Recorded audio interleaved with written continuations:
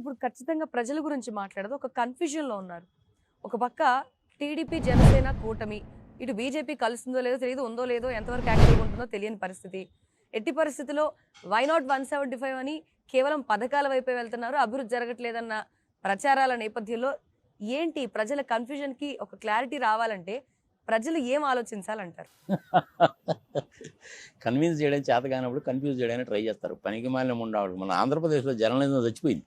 ఆంధ్రప్రదేశ్‌లో అభివృద్ధి లేదు, ఇండస్ట్రీస్ రాలేవంటారు ఏందమ్మా? ఒక్కసారి వెబ్సైట్‌లోకి వెళ్ళి చూసుకోండి తెలుస్తుంది. Department of industrial policy and ప్రమోషన్‌లోకి వెళ్ళి చూడండి ఎన్ని ఇండస్ట్రీస్ వచ్చినాయో తెలుస్తుంది. గవర్నమెంట్ ఆఫ్ ఇండియాకి సంబంధించిన వెబ్సైట్స్లోకి వెళ్ళి చూడండి ఎన్ని ఇండస్ట్రీస్ వచ్చినాయో తెలుస్తుంది. రిజర్వ్ బ్యాంక్ ఆఫ్ ఇండియా వెబ్సైట్లో చూడండి ఫారెన్ డైరెక్ట్ ఇన్వెస్ట్మెంట్ అనేది ఎంత వచ్చిందో తెలుస్తుంది. అంటే దానికి కనీసం అభివృద్ధి జరిగిందాన్ని కూడా చెప్పలేని పరిస్థితిలో నేతలు పరిస్థితి ఉన్నారు. ఏంటంటే బీజేపీ వాళ్ళు ₹10 పనిచేసి ₹1,00,000 పనిచేసామని డబ్బా కొట్టుకుంటారు. ఇక్కడ ఆంధ్రప్రదేశ్లో తెలుగుదేశంలో ₹100 పనిచేసి ₹1000 పనిచేసామని డబ్బా కొట్టుకుంటారు. ఈ కాంగ్రెస్ వాళ్ళకి చేసింది చెప్పుకోవడం చేత కాదు. ఈ వైసీపీ వాళ్ళకి కూడా అంతే, చేసింది చెప్పుకోవడం చేత కాదు. హైదరాబాద్లో 48 సంవత్సరాల నుంచి నేను ఇక్కడ ఉన్నానంటే వాడు అక్కడ ఏ గవర్నమెంట్ వస్తే నాకెందుకు? వీళ్ళకి చేసిన పని చెప్పుకోవడం చేత కాదు. సెంచరీ ప్లైవుడ్ 1000 crores ఇన్వెస్ట్మెంట్ కనపడతానే ఉందిగా.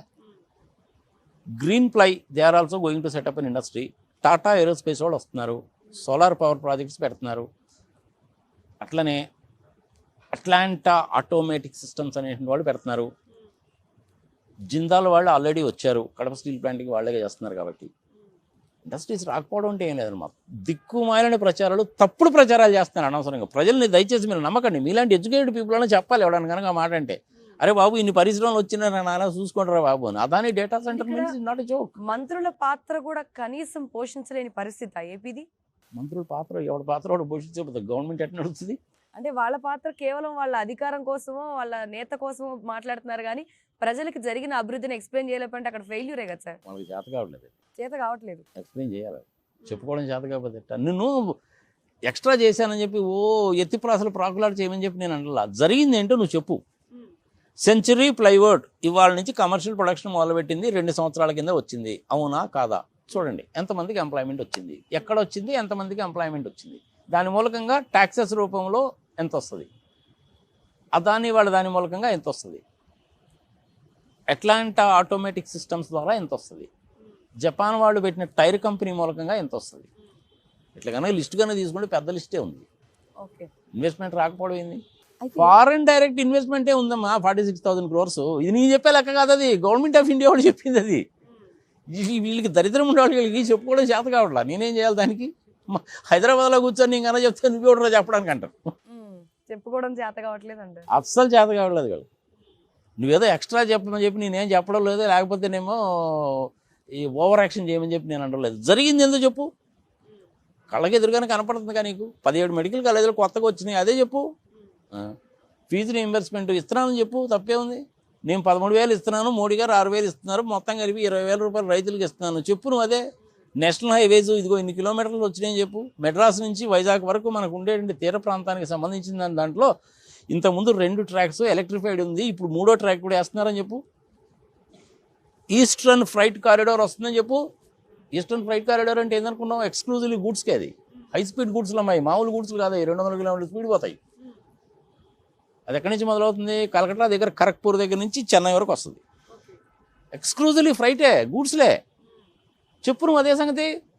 కొత్తగా వచ్చినటువంటి 9 చేపలు పట్టుకునే పోర్ట్స్ని గురించి చెప్పు. మచిలీపట్నంలో రాబోతున్న పోర్టుని గురించి చెప్పు. మచిలీపట్నంలో పోర్ట్ అనేది బ్రిటిషర్స్ మొదలుపెట్టారు. అది వాళ్ళ తర్వాత స్వతంత్రం వచ్చింది, వాళ్ళ పాటికి వాళ్ళు వెళ్ళిపోయారు. కనెక్టింగ్ పోర్ట్ అంటారు దాన్ని, లింకింగ్ పోర్ట్ అంటారు అనమాట దాన్ని. లాజిస్టిక్స్ పోర్ట్ అది. ఇప్పుడు డెవలప్ చేస్తున్నారు. నువ్వు చెప్పు. దీని మూలకంగా కన్స్ట్రక్షన్ పీరియడ్లో ఉన్నప్పుడు 10,000 మందికి ఉద్యోగాలు వస్తాయి, అయిపోయిన తర్వాత 4,000 మందికి ఉద్యోగాలు వస్తాయి, ఇంత ఆదాయం వస్తుంది, ఇన్ని షిప్స్ వస్తాయి. చెప్పది ఎందుకు మీకు చెప్పుకోవడం చేత కావట్లేదు? కేవలము ఇక్కడ ఉన్నటువంటి వైసీపీలో ఉన్నటువంటి ఎమ్మెల్యేస్ యాజ్ వెల్ యాజ్ మినిస్టర్స్కి సంబంధించినటువంటి ఇన్ఎఫిషియన్స్ అనమాట. జరిగింది చెప్పడానికి ఏమైంది? నీకు రోగమా? ఏమైంది చెప్పడానికి? జగన్మోహన్ రెడ్డి అనేటువంటి పతోడు మైకి తీసుకొని చెప్తాడా ఏంటి? మీ అందరూ ఎందుకున్నారు? గడువులు వెళ్తున్నారా? ఫైనాన్స్ మినిస్టర్ చేయాల్సిన పని ఫైనాన్స్ మినిస్టర్ చెప్పాలి. ఇండస్ట్రీస్ మినిస్టర్ ఇదిగోరా బాబు ఇన్ని ఇండస్ట్రీస్ వచ్చినాయి ఏం చెప్పాలి. హెల్త్ మినిస్టర్ మెడికల్ కాలేజెస్ గురించి అందులో ఉన్నట్టు దాని మూలకంగా ఆంధ్రప్రదేశ్లో మన పిల్లలకి ఎంతమందికి ఎంబీబీఎస్ సీట్లు వస్తే వాళ్ళు చెప్పాలి. గ్రౌండ్ వాటర్ లెవెల్ ఎట్లా ఉన్నదో అగ్రికల్చర్కి సంబంధించిన ఆయన చెప్పాలి. మినిస్ట్రీస్ ఉన్నది అందుకే కదా. అది ఇప్పుడు మీరు ఇప్పుడు మాట్లాడారు మినిస్టర్స్ లోపం అని. క్యాడర్ మార్పు జరిగింది. ఈ మంత్రుల మార్పు అనేది ఎందుకు డెసిషన్ తీసుకున్నట్టు? Political strategy. Who are you and me to ask about that? అది జగన్మోహన్ రెడ్డి అని వాళ్ళు మాట్లాడుకుంటారు. ఎంతమందిని ఇప్పుడు మార్చుకుంటారు అనేది ఆయన దాన్ని ఇష్టం. మార్చుకోవడం అనేది వాళ్ళ స్ట్రాటజికల్ గా మాట్లాడుకున్నా, ఇప్పుడు దానివల్ల ప్రజలకు దగ్గరగా ఉండాల్సింది ఆ మంత్రులు కావచ్చు, ఎవరైనా కావచ్చు, ఒక సమాధానం చెప్పుకోవడానికైనా, ఒక ప్రాబ్లం సాల్వ్ చేయడానికైనా. అది ఒక కన్ఫ్యూజన్ క్రియేట్ అవుతుందనే పాయింట్ రైజ్ అవుతుంది కదా, అది కరెక్టా కాదా? అదని కన్ఫ్యూజన్ అనబాకండి మీరు. కన్విన్స్ చేసుకోవడం చేతగాక కన్ఫ్యూజ్ చేస్తున్నారు. ప్రజల్లో ఏం కన్ఫ్యూజన్ లేదేమో ఫర్ ఇన్ఫర్మేషన్. పీపుల్ అనేటువంటి వాళ్ళు దే ఆర్ వెరీ క్లియర్. ఎవరికి Clear గా ఓట్ వేయాలి అనేటువంటిది ఆల్రెడీ డిసైడ్ చేస్తున్నారు. They are very well decided. యాక్చువల్గా మీకంటే నాకంటే ప్రజలకు ఎక్కువ తెలుసమ్మా. అది కరెక్ట్. మరి ప్రజలు చాలా తెలియగలవాళ్ళు. అందరూ ఆంధ్రప్రదేశ్లో ప్రజలు ఎట్టంటే వాళ్ళు అనుకున్నారు, మామూలు వాళ్ళు కాదు.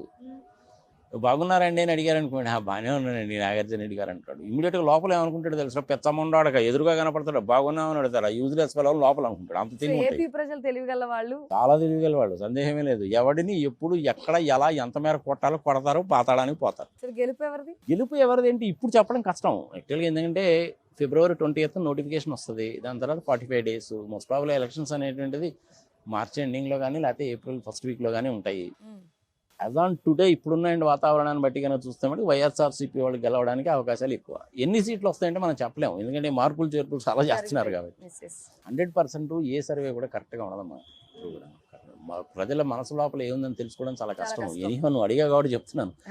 నేను 40 సంవత్సరాల నుంచి రాజకీయం చూస్తున్నాను. 1952వ సంవత్సరంలోనే మా మామయ్యలు, మా బావలు, మా కజిన్ బ్రదర్స్ వీళ్ళందరూ మెడ్రాస్ అసెంబ్లీలో కూర్చున్నారు. 1952లో. అప్పుడు కంబైన్డ్ స్టేట్ మెడ్రాస్ అన్న కోస్టల్ జిల్లాస్ అన్నీ కలిపి ఉండేదన్నమాట. మెడ్రాస్ ప్రావియన్స్ అనేవాళ్ళు దాన్ని. ఆ రోజు నుంచి ఈ రోజు వరకు మేము పాలిటిక్స్ చూస్తూనే ఉన్నాం. మా వాళ్ళు చాలా మంది నెహ్రూ గారి గవర్నమెంట్లో ఉన్నారు, ఇందిరాగాంధీ గారి గవర్నమెంట్లో ఉన్నారు, అందరు గవర్నమెంట్లోనూ ఉన్నారు. కానీ వాళ్ళందరూ ఏంటంటే పబ్లిక్ అకౌంట్స్ కమిటీలో మెంబర్స్గా ఉన్నారు, ఎస్టిమేట్స్ కమిటీలో మెంబర్స్గా ఉన్నారు, ప్రివిలేజెస్ కమిటీలో మెంబర్స్గా ఉన్నారు. అని ఇవన్నీ కూడా మేము కూడా చూస్తూనే ఉన్నాం. బట్ అప్పటికి ఇప్పటికి చాలా తేడా ఉన్నాం. ఇప్పుడు ఏమైందంటే అప్పుడు 1% 2% న్యూట్రల్ ఓటర్స్ ఉండేవాళ్ళు. వాళ్ళ దగ్గర నువ్వు తీసుకెళ్ళి మైకి పెట్టినా కానీ చెప్పరు, నవ్వినా ఊరుకుంటారనమాట. ఇప్పుడు ఆ శాతం అనేది 10% అయిపోయిందమ్మా. చాలా కష్టం. ప్రజలు వాళ్ళు ఓటేసే ముందు ఏం ఆలోచించాలి, ఏం తెలుసుకోవాలి అంటారు? సెగ్మెంటేషన్ బట్టి ఉంటుందమ్మా. ఇప్పుడు 60 ఏళ్ళు దాటిన వాళ్ళు ఉన్నారనుకోండి, మనం ఖచ్చితంగా పక్కన పెట్టేద్దాం.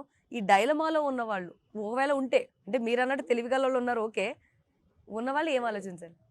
మొత్తం 4 లక్షల ఓటర్లు, 4 కోట్ల మంది ఓటర్లు ఉన్నారని అనుకో. మనం యాక్చువల్ ఫిగర్ కూడా అదే అవుతుంది, 1 లక్ష అటు ఇటు ఉంటుంది. ఒక 80% మంది ఓట్లు వేశారనుకో, అనుకుందాం గ్రేటెస్ట్గా ఓటింగ్ అనేది జరిగిందని. ప్రతి ఒక్కడు కసిగా కక్షతోటి వచ్చి ఓటేసాడే అనుకో, 80% కంటే ఎక్కువ ఉండదు.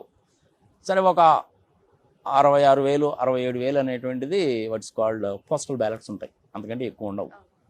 ఈ ఆంధ్రప్రదేశ్ రాష్ట్ర వ్యాప్తంగా అప్రాక్సిమేట్లీ ఒక 45,000 46,000 పోలింగ్ బూత్స్ ఉంటాయి. ఆంధ్రప్రదేశ్లో విలేజెస్ అనేది తెలిసిన 27,800 విలేజెస్ ఉన్నాయి. 12-13 కార్పొరేషన్స్ ఉన్నాయి. ఒక 79-80 మున్సిపాలిటీస్ ఉన్నాయి. అదే పంచాయతీలకు వచ్చేసరికి మేజర్ పంచాయతీస్ అని అవన్నీ ఇవన్నీ ఉంటాయి. సో ఇది ఓవరాల్గా లెక్క. 80% అనేసి అంటే 4 కోట్లలో 80% అంటే ఎంత అవుతుంది? 3,20,00,000 మంది. అవునా? ఆ 3,20,00,000 మందిలో కనీసం 10% న్యూట్రల్ ఓటర్స్ ఉంటారమ్మా. వాళ్ళు ఏ సంగతి చెప్పరు. అంటే 32 లక్షలు అయిపోయిందిగా. ఆ 32 లక్షల్లో ఒక 70% ఏ పార్టీకి ఓటేస్తే వాళ్ళే అధికారంలోకి వస్తారు.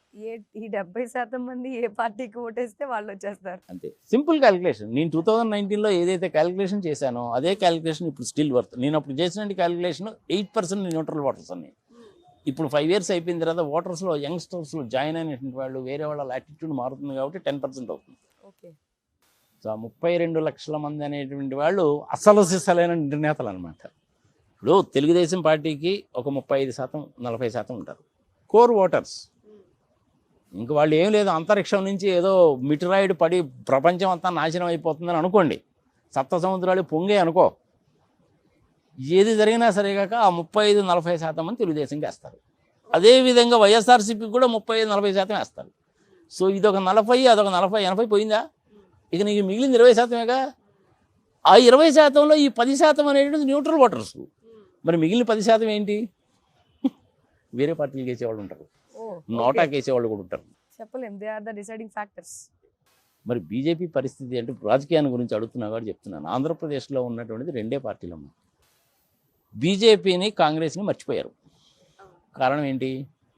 సావు దెబ్బ కొడిశారు కాబట్టి.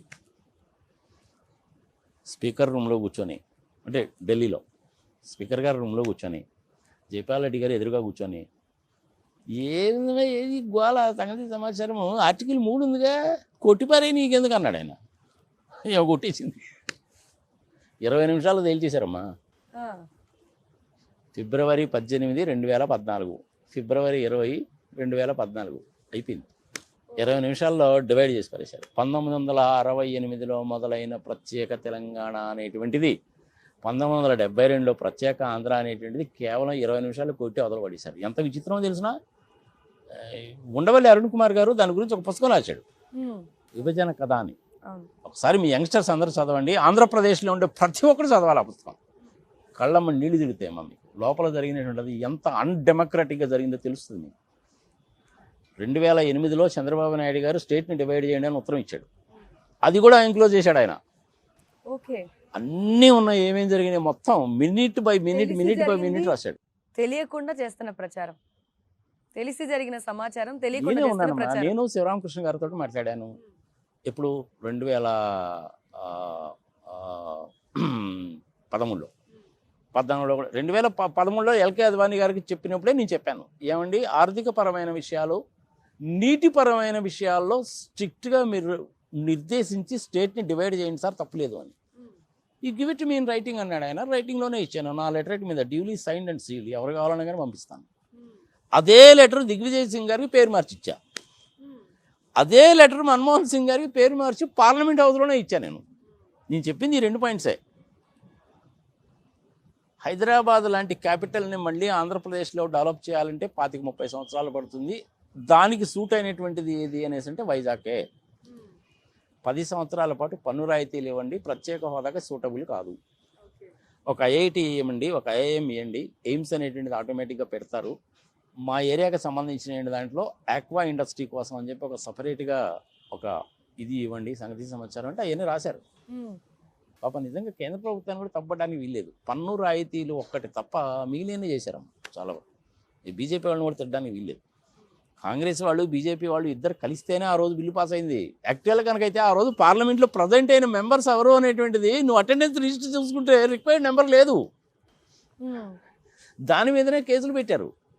సుప్రీంకోర్టులో ఉంది ఇప్పుడు. నేను కూడా దాని మీద కేసు పెడదాం కదా అని వెళ్ళాను, పబ్లిక్ లిటిగేషన్ కేసు పెడదాం కదా అని.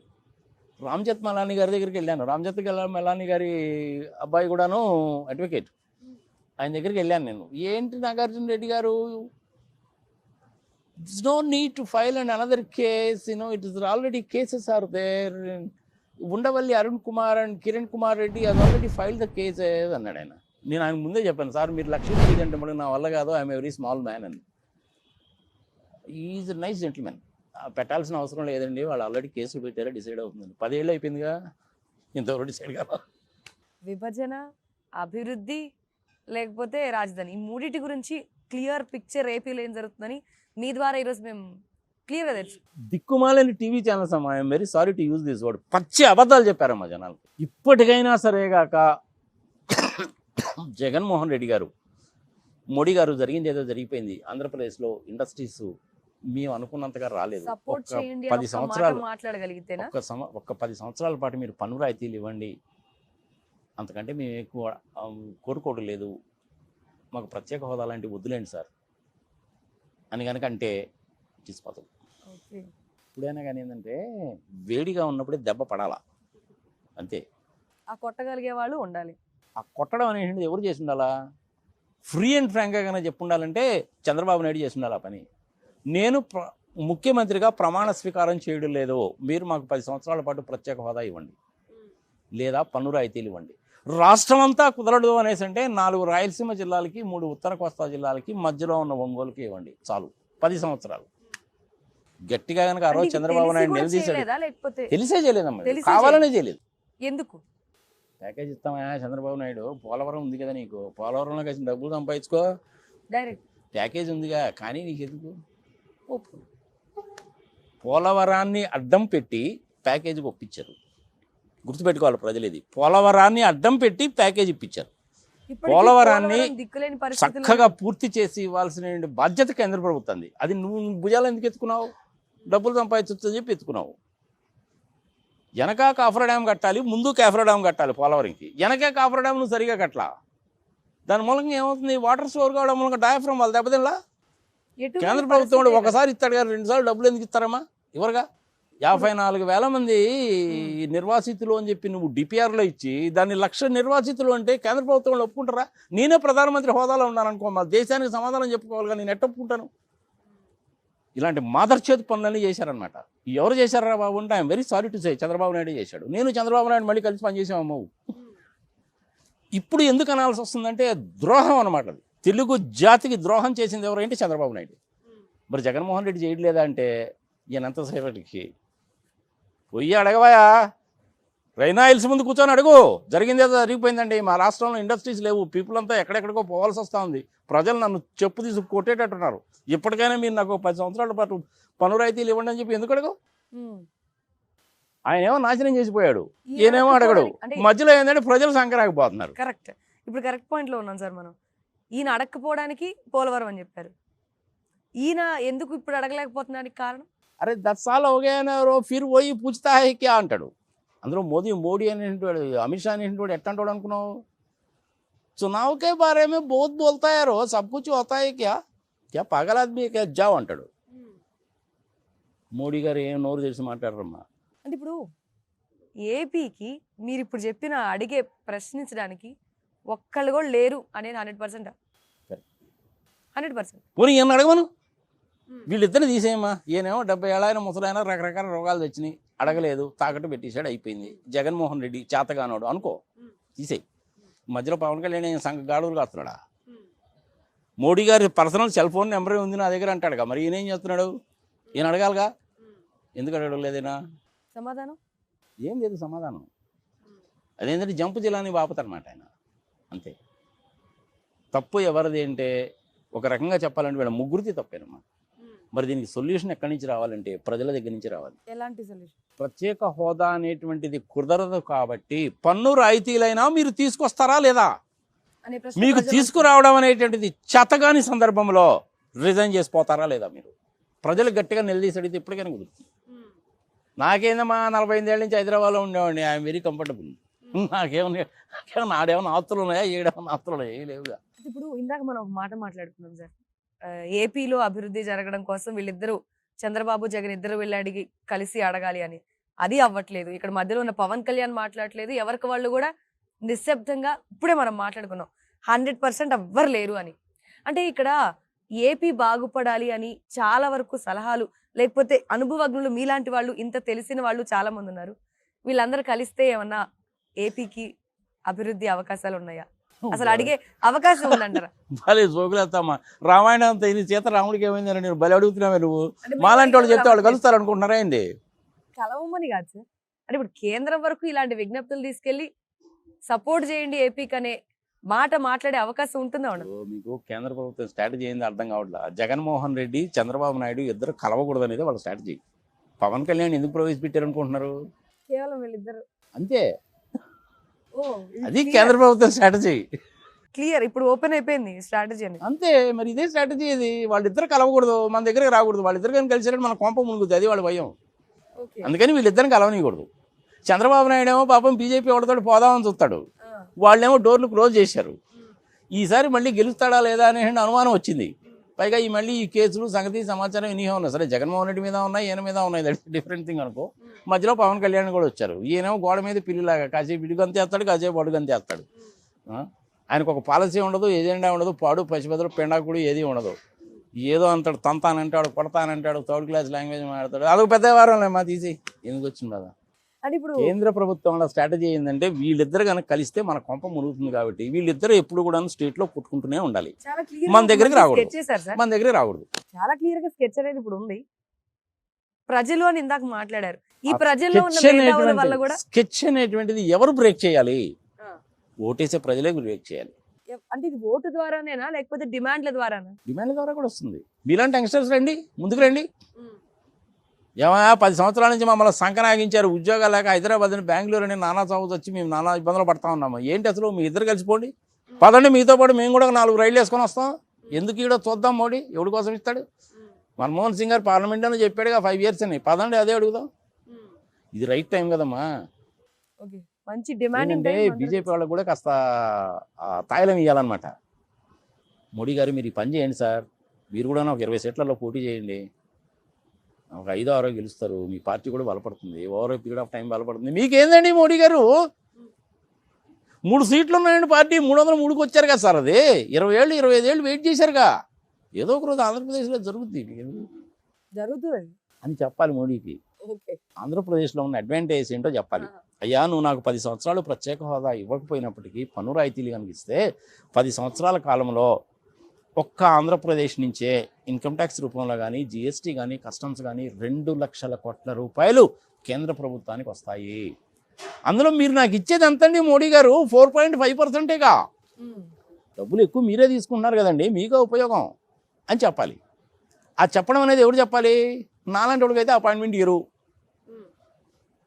జగన్మోహన్ రెడ్డి పోతాడు కానీ ఎంతసేటుగా పుష్పగుచ్చం ఇచ్చా అదే ఇచ్చా సంగతి సంవత్సరం చేసి ఏం చేసి వస్తాడో మనకు తెలియదు. ఈ చంద్రబాబు నాయుడుకి అయితేనో డోర్స్ క్లోజ్ చేశారు, రానీరు. ఈ పవన్ కళ్యాణ్ ఉన్నాడంటే పాపం వాళ్ళ దృష్టిలో ఇక్కడ పిచ్చిముండవాడు కింద లెక్క, పురుగుని తీసి పారేస్తాడు. మరి ఇంకెవరు అడగాల? ఆయనకు కూడా తెలుసు, ప్రజలు అడగాల. ఆయనకు కూడా తెలుసు ఆ విషయం. 100% తెలుసు. ఇది తెలియదు ఆయనకి, గ్యారంటీ తెలుసు. పవన్ కళ్యాణ్ పరిస్థితి ఎట్లా ఉండదు అనుకున్నావమ్మా? ఢిల్లీ వెళ్తే నువ్వే పవన్ కళ్యాణ్ అమ్మా, నేనే అమిత్ షా, ఇద్దరు ఎదురెదురుగా కూర్చుంటారు. అమిత్ షా ఎంత జాదు అంటే నువ్వు గంటగానే మాట్లాడితే 2 మాటలు మాట్లాడి వెళ్ళిపోతాడు. గంట మాట్లాడితే పవన్ కళ్యాణ్ పేపర్లు పట్టుకుపోయి ఈయన కాసేపు ఇంగ్లీష్లో కాసేపు హిందీలో గందరగోళంగా ఏదో మాట్లాడతాడు, మధ్యలో సిగవేరా అంటాడో మనకు తెలియదు. బయటకు వచ్చి ఆయన ఏం చెప్పడు, ఈ మోడీ ఈ అమిత్ షాకి చెప్పేసిన అవకాశమే లేదు. చివరిగా జరిగేది ఏందిరా బాబు అనేసి అంటే, అరే యాదవ్ ఇదర్ ఆవ్, పవన్ సాబ్కు ఏ గరం గరం చాయ్ పిలాదేవ్ అంటాడు. అయిపోయింది. అంటే ఆ 2 ముక్కలు ఇవే అంటారు అంతే, అంతకంటే ఉండదు. విశాఖపట్నం వచ్చినప్పుడు చూసాం కదమ్మా, మోడీ గారు పిలిచి పాపం అరగంట టైం ఇచ్చి మాట్లాడవా బాబు అంటే బయటకు వచ్చి ఏం మాట్లాడాడో చెప్పకుండా ఆనందం దగ్గర మొహం వేసుకుని బయటికి పోయాడుగా, చూసాంగా మనం. ఢిల్లీలో కూడా అంతేగా. చిత్రం ఏంటంటే నాలాంటి వాడు కనుక 1కి 10 సార్లు కనుక అడిగితేనో కన్విన్స్ చేస్తాను, ఇదిగో నేను ఇది చెప్పదలుచుకున్నానండి మోడీ గారు సంగతి సమాచారం అని మనం అప్లికేషన్ కనుక పెట్టుకుంటే 5 నెలలకో 6 నెలలకో మనకు అవకాశం వస్తుంది. నేను అందరిని కూడా అట్లనే కలిసామండి. ఇంకే ప్రోటోకాల్ ఉంటుందమ్మా, మనం ప్రోటోకాల్ ప్రకారం వెళ్ళాలి. అప్పుడు వాళ్ళు వింటారు, నువ్వు చెప్పేటువంటి దాంట్లో ఉంటే కనుక వింటారు. నన్నే పిలిచారనుకోమా, నేను ఇదే అడుగుతాను. మోడీ గారు జరిగింది ఏదో జరిగిపోయింది, ప్రత్యేక హోదా కుదరదు కాబట్టి ఆంధ్రప్రదేశ్లో పరిస్థితి ఈ విధంగా ఉంది. ఒక 10 సంవత్సరాల పాటు పన్ను రాయితీలు ఏంటి సార్, చాలు. ప్రజలు దీని గురించి ఆలోచించారు. దీని మూలకంగా 2 లక్షల కోట్ల రూపాయలు కేంద్ర ప్రభుత్వానికి వస్తుందండి. అందులో నుంచి ఫైనాన్స్ కమిషన్ ప్రకారం షేరే వస్తుంది.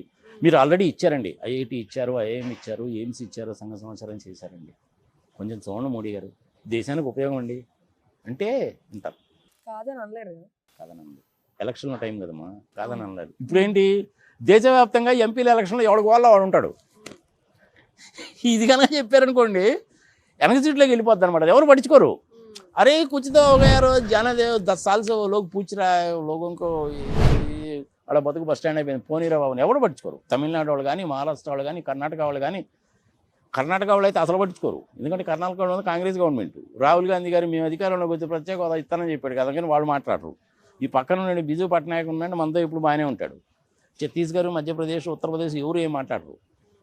రైట్ టైం అన్నమాట. ఏమి అక్కర్లేదమ్మా, 10 సంవత్సరాలు పన్ను రాయితీలు ఇస్తే చాలు, 2 లక్షల కోట్ల కంటే ఎక్కువ ఇన్కమ్ సెంట్రల్ గవర్నమెంట్కి వస్తుంది. Thank you sir, thank you so much. అంటే ఇంతకు మించి మేము తెలుసుకోవాలి అనే దానికి లేకుండా క్లియర్ గా పిక్చర్ ఇచ్చేసారు. థ్యాంక్ యూ నాగార్జున గారు. రైట్ మా, చూసారు కదా, ఏపీ ప్రజలకి ఏం కావాలి, అసలు ఏపీలో ఏం జరుగుతుంది, ప్రతి ఒక్కళ్ళ వర్షంలో ఒక్కొక్క మాట వినిపిస్తున్నాయి. వీటన్నిటిని బట్టి మీకు తెలుసుకోవాల్సిన అంశాలు అయితే చాలానే ఉన్నాయి. క్షుణ్ణంగా అబ్జర్వ్ చేయండి. మీ ఓటు ఎవరికి వేస్తారు, ఎవరిని గెలిపించుకుంటారు, దీని అంతటికంటే ముందు ఏం డిమాండ్ చేయాలి అనే అంశం మాత్రం ప్రతి ఒక్కళ్ళు ప్రజలు ఆలోచించవలసిన అంశమే. వాట్ నెక్స్ట్ ఏపీలో చాలా విషయాలు మనం డిస్కస్ చేస్తూనే ఉంటాం. Keep watching VRK news.